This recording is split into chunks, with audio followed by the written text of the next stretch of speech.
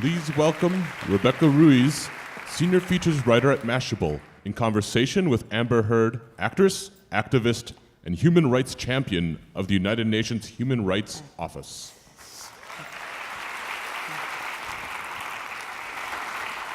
Good afternoon, everyone. I am so thrilled to be joined by Amber Heard, actress and activist. Hello. Yes. I'm happy to be here. And first, I want to talk a little bit about something you all may not know, which is that Amber has a very long track record of being an activist and advocate. I was wondering about that. Thank you.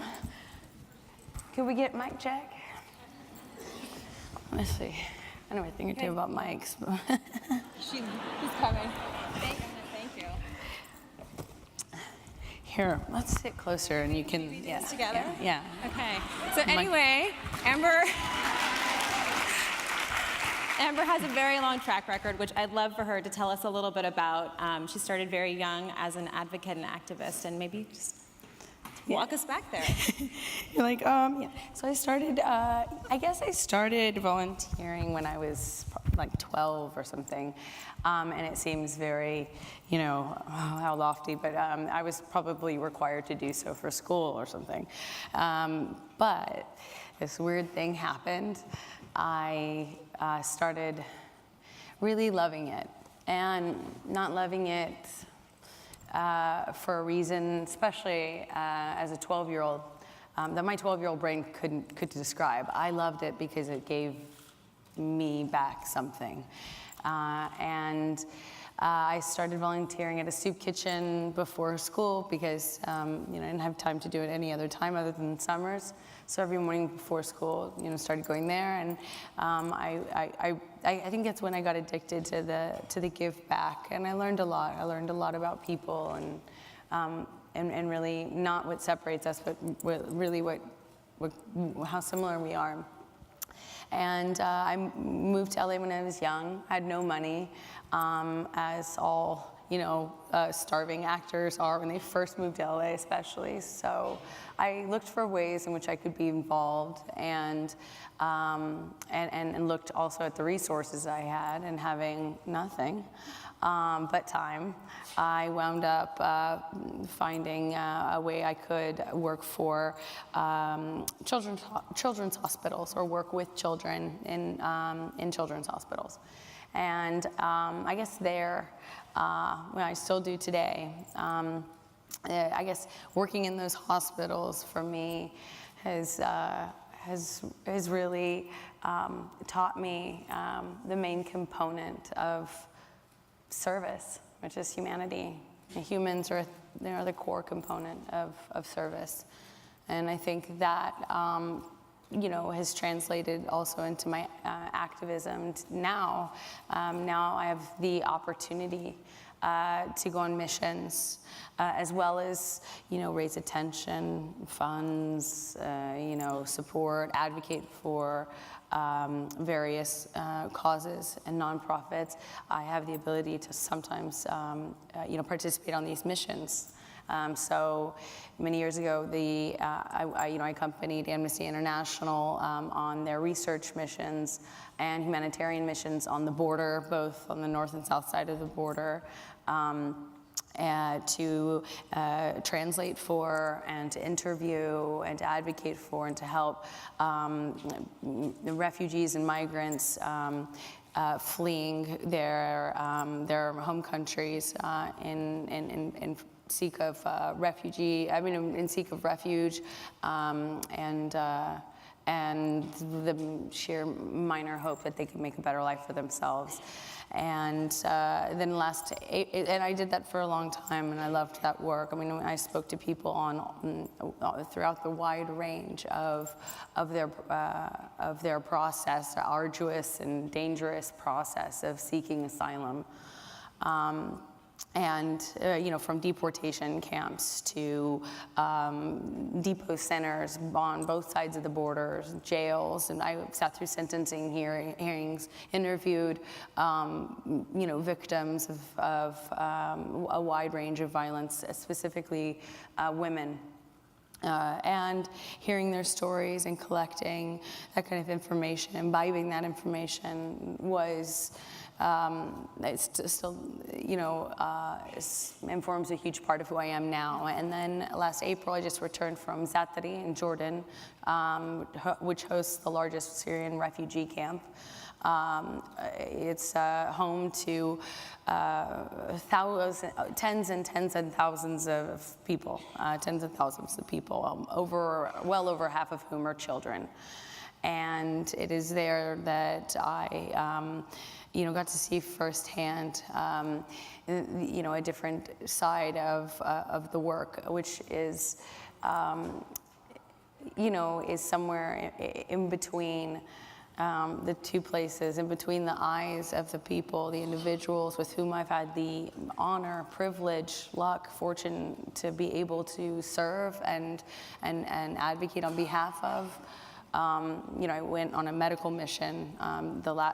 This one I'm speaking of right now was a medical mission, which delivered with the Syrian American Medical Society, and they deliver life-saving aid to people in this particular camp and others. And it's there I got to see firsthand really what this kind of work really does mean to me. It's not in the eyes of the little girl who it looks at you and is full of hope and joy and optimism and resilience, and is looking forward to a future and fighting day in and day out to live another day in one of the world's most disheartening and disparaging places. But also in the eyes of the countless individuals who have forfeited the comforts of their own beds on the other side of the world, paid for flights and left the comforts of this world to find themselves sweating endless days, shoulder to shoulder, next to other doctors, performing impromptu surgeries in makeshift hospital hallways in which they are cramped among a million other volunteers and refugees seeking life-saving medical care at whatever chance they may have in getting it, and to see them forfeit yet another night's sleep for yet one more surgery for yet another person just because they can physically more or less do it. And to see them do that countless day in and day out, see the eyes in their face, look in their eyes and see what it gets for them, makes me understand why we as humans can't help but forget how interconnected we all are. And it's not about what nonprofit you're working for, what your cause is. It's the constant reminder that all of us here in this room, or else you would not be sitting here, care about inherently. It's the thing that I'm reminded of every day when you do this kind of work. It's that we're all human. I'm fighting for me. I'm fighting for, in essence, what makes me human. And that's why when I started developing a relationship with the United Nations Human Rights, I found, I could not have found an institution more aligned with my core principles or values, an institution that was founded on and serves to represent and protect the articles as set forth in the Universal Declaration of Human Rights, which I gotta say, it's 70th year today. I mean, so this is its 70th birthday, not today, but this year. And 70 years later, it's just as salient and profound as it was then. It is now. Wow. We actually have video from one of your humanitarian trips to that refugee camp. Do we want to play that, please?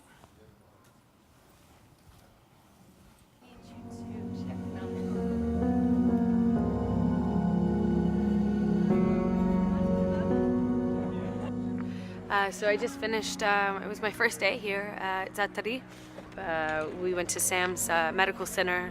Couldn't believe how many people there were need of real medical attention, and yet everybody greeted me with a smile, and I feel really honored that I could get to know Sam's. I got to actually see the work they're doing. I got to see how much more is needed.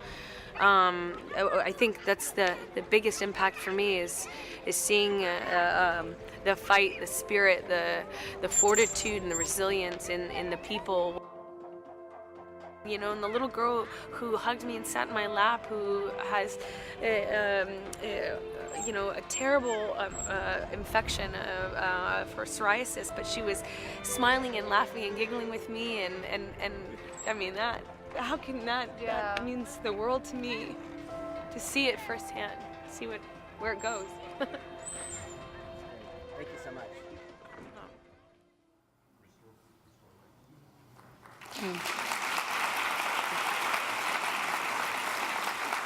So you mentioned your work with the United Nations just now, and I wanted to ask you, when we spoke on the phone about a month ago for a story I was writing, you spoke about the Universal Declaration of Human Rights, and to be honest with you all here, I don't think I've ever heard anyone more excited about the Universal Declaration of Human Rights than Amber was, and it was contagious, actually, to be honest with you. So can you tell me a little bit about, you know, your connection with that document, and when you go out on humanitarian trips like that and missions like that, you know, why that document is so important to you and what it means to you in the field? Well, I mean, yeah, I kind of get nerd out on some things sometimes. but you know, when I love something, I love it. Or when I can relate to something, I really commit, and I become very passionate about things. And in fairness is always that's always mattered to me. You know, I feel like I always say I have this allergy to it. You know, when I was a little kid, I wanted to be, you know, popular or something, or liked in school like everyone else. And I remember some kids were picking on someone who was, you know, had some physical challenges that the rest of the kids didn't have in school, and they used to make fun of him a lot and had no friends. And I remember how many I would come home having. So I've gotten in so many fights in defense of my friend because I was just it grieved me so much, because I think at the end of the day, some part of me knew, without being able to articulate it in this way, that, you know, fairness is fairness for a reason. If it's okay for people to behave in this way to him, then it would also be for me. And I think, you know, part of why I feel so aligned now as a champion of the United Nations human rights, sorry, it's hard to say. Part of why I feel in alignment with them is because the basic pledge involves saying if anyone's human rights are denied, everyone's human rights are denied. And this has been echoed in so many ways by so many leaders and thinkers. And so, you know, for me, I remember, you know, coming home from school and, you know, getting in trouble for yet again another fight. And I remember I was like, you know, I think I said hi or something to the boy I've been defending in school for, you know, sacrificing my one shot at popularity. It never happened anyway, by the way. And he didn't really even know who I was. And I remember being like, what? This is... and being so upset. I remember, you know, talking to my mom later on that night saying how important it was for me still. And because it just felt wrong. But to see it codified, I mean, that was amazing to me. And I guess that's why I feel passionate about it. Eleanor Roosevelt's always been a hero of mine. I mean, she's... you know, I've always been a big fan of her. She's always been a hero of mine, and I remember learning about her in school. And I mean, this woman just, you know, rose to such tremendous personal and professional heights as a woman in her time, and did so with the views that, with a very firm belief and views in respect for racial, gender, economic equality. I felt, you know, knowing that about her and having this deep respect for her long-standing advocacy and support on behalf of women's rights. That piece of history, combined with the fact that I had that respect for her, really cemented in me what I think, was said best by Secretary Clinton at the UN when she said, women's rights are human rights. And then I later find out Eleanor is responsible. She was the first chair. She was the first chair for the UN Commission on Human Rights.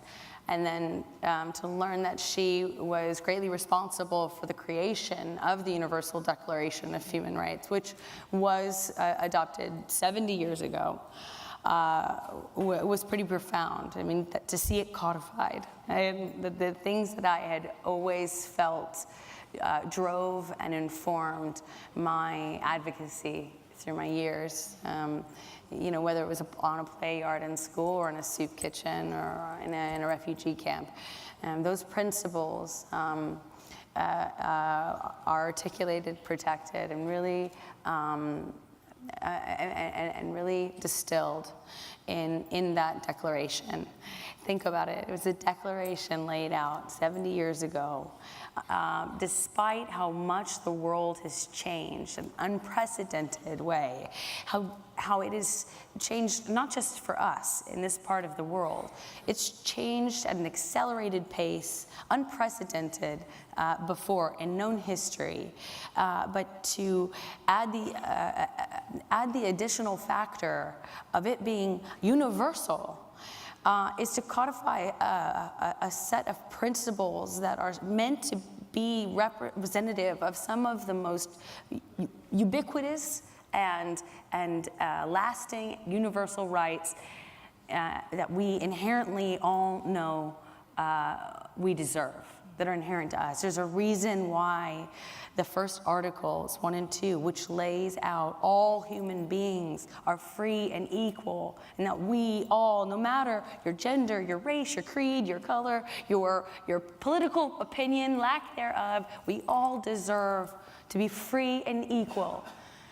There's a reason it resonates with all of us, and all of us feel as though we deserve it. And that document, as it lays out in so many articles, is still applicable and upholds today. I can't think of really anything that does.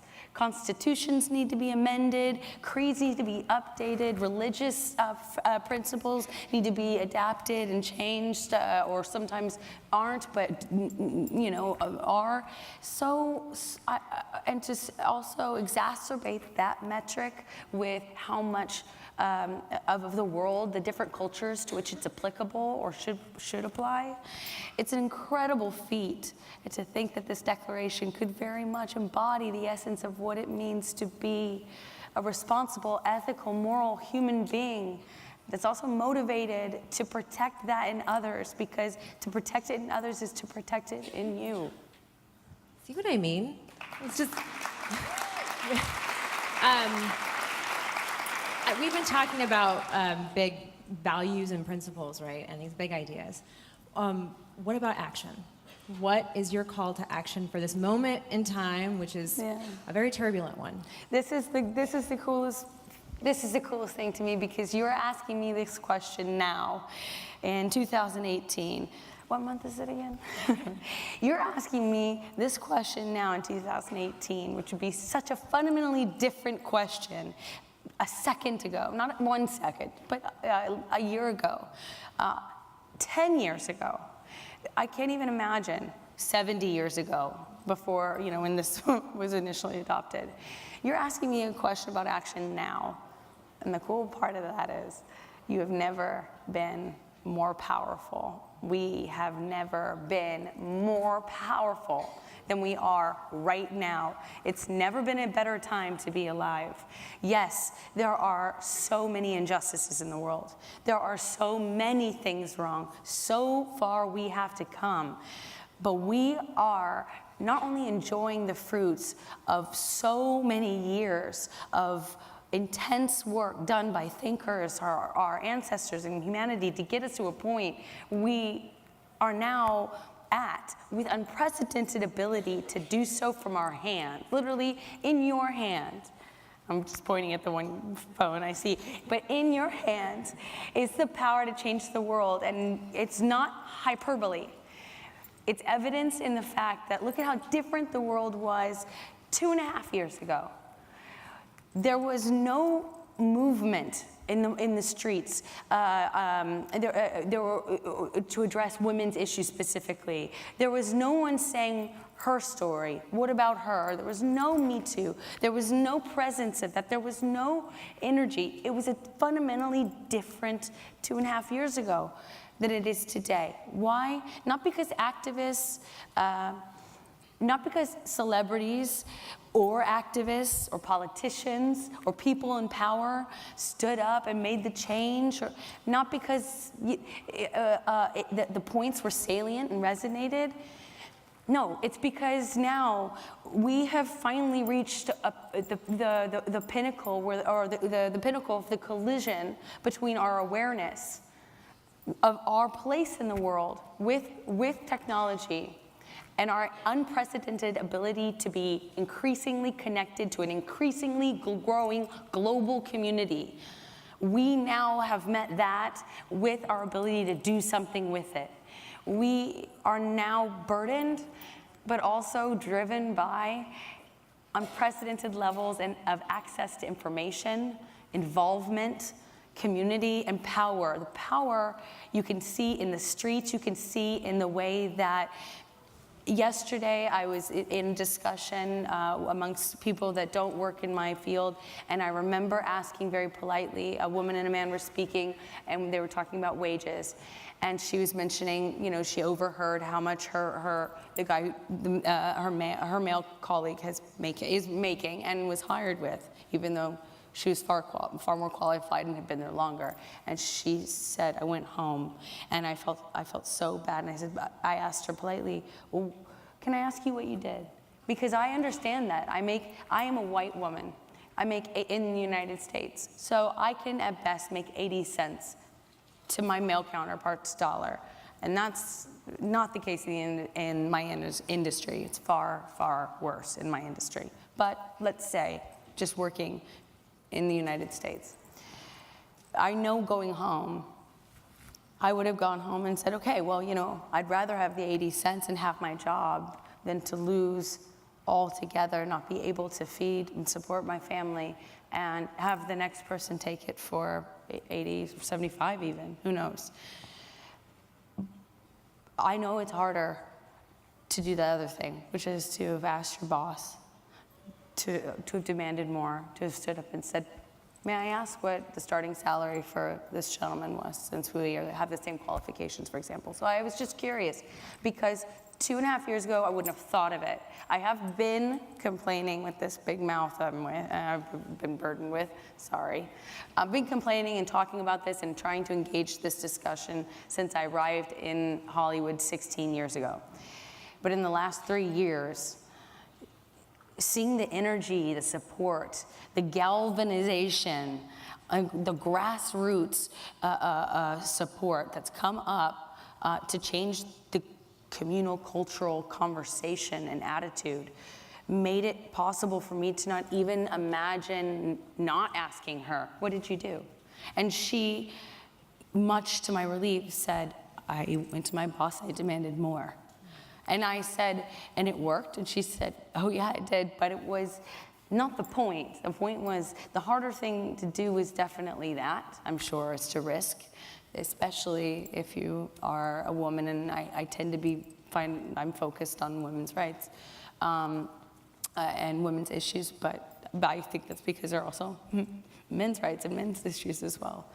But I have noticed myself the power that we all have. Mara up here speaking a few minutes ago, perfect example. It's no longer the job of activists or solely for activists, because I'd still like to be a part of the conversation. It's no longer the job for politicians or or outdated institutions. It's our job to make the world we want to live in. And it's not only our job, we actually can. It's evidenced every single day. We see the Me Too and the Time's Up and the Black Lives Matter, and you name it. All of these groups were started not by, people like me taking a stand, rising up, although I hope I added to some support in that. I hope I lend my platform, which I feel very blessed and honored to have. I hope it supported, but my voice was able to be lent, but to help someone who might not have found their own voice. But really, the change was made by people in this room. Everyone now owns the power, and I think that's the coolest that's the coolest answer I could give you, because you're asking me this now, and it's changed as evidence as what happened in just 2 or 3 years in my life, how differently some of my issues were handled then versus now is a perfect example. The power is now in all of our hands, and I'm so excited to live in this world because it's much more representative of the world we want to live in. It's ours. I love ending on that, right? The power is in all of our hands, and we just need to use it. So thank you so much, Amber. Yeah.